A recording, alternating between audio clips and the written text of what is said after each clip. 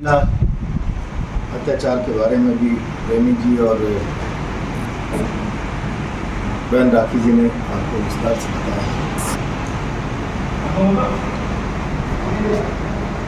मुझे पानी पर चर्चा करनी है, लेकिन मैं एक दुर्भाग्यपूर्ण विषय को आपके सामने रखने जा रहा हूँ। सबके सामने होता है गर्मी आएगी, बिजली पानी का संकट आएगा, और गवर्नमेंट का दायित्व है कि वो प्रिवेंटिव मेजर्स सारे पूर्वानुमान लगा के तैयारी करे कि हमें क्या क्या प्रबंध समय पर करना है। और जब समय आ गया तो आप उत्तराखंड में घूम रहे हो और पूरे राजस्थान में त्राईमाम हो गया, तो पिछली सरकार के एमओयू पर आप आरोप लगा रहे हो। पिछली सरकार के एमओयू के मुताबिक हमको इतनी बिजली देनी पड़ रही है।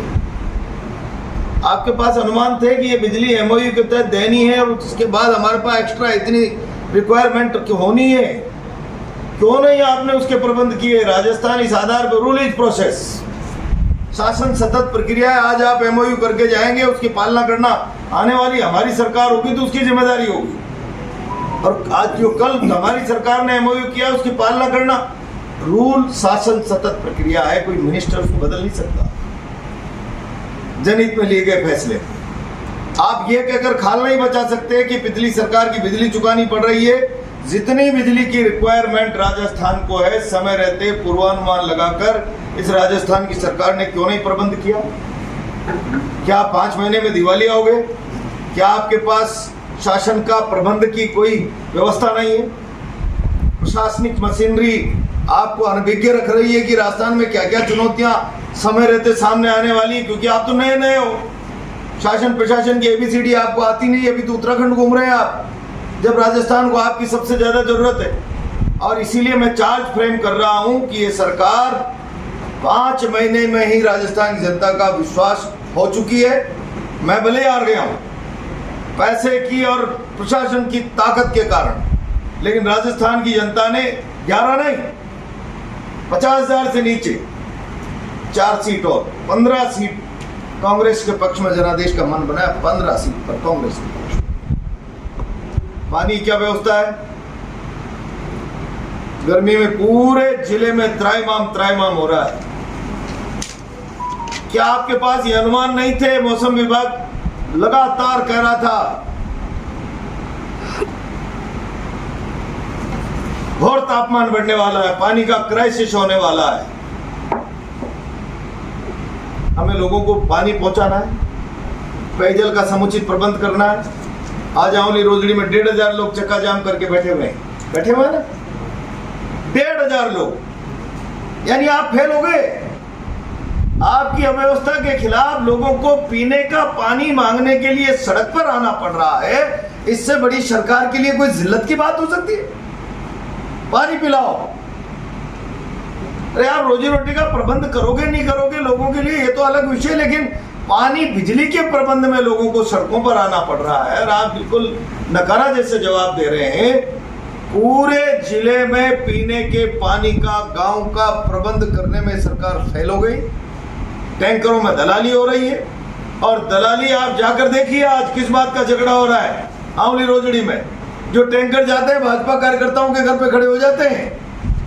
पहले अपना पेट भरो, फिर अपने जानकारों का, बस्ती जाए भाड़ में पा रहे हैं। इसलिए आप खाना पूर्ति कर रहे हैं, और आपकी इस खाना पूर्ति से जनता त्रस्त है, जनता के मन में गुस्सा है। और मैंने एक उदाहरण तो केवल आंवली रोजड़ी का दिया है। आज चूंकि आज ही धरना चल रहा है, सारा प्रशासन एडीएम की और पुलिस वहां मौके मौजूद है। मुझे भी जाना था अगर प्रेस कॉन्फ्रेंस नहीं होती, पर आज ये तय कर लिया।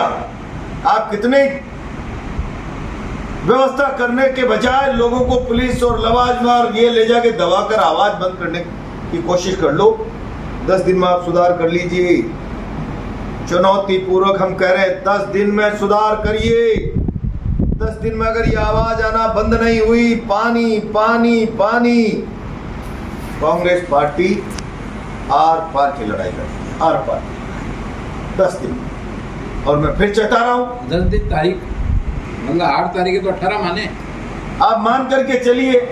18 के पहले आपको जंग की तारीख की अनाउंसमेंट हो जाएगा और वो होगी तो कोई लंबा चौड़ा समय नहीं होगा उसका। आप ग्रामीण अंचल में जाइए ना, पानी नहीं है।